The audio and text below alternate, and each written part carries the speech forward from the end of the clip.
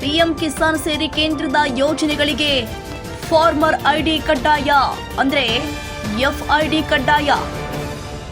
ರೈತರು ಫ್ರೂಟ್ಸ್ ತಂತ್ರಾಂಶದಲ್ಲಿ eKYC mobile number update ಮಾಡಬೇಕು.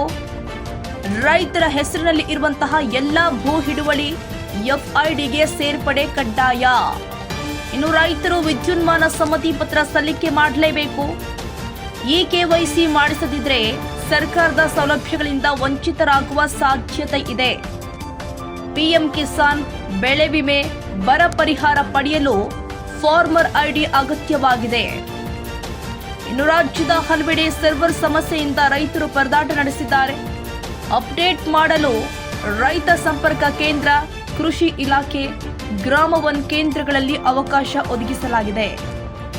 ಯೋಜನೆಗಳ ಹಣ ಡಿಬಿಟಿ ಮೂಲಕ ರೈತರ ಬ್ಯಾಂಕ್ ಖಾತೆಗೆ ನೇರ ಜಮೆ ಆಗುತ್ತೆ.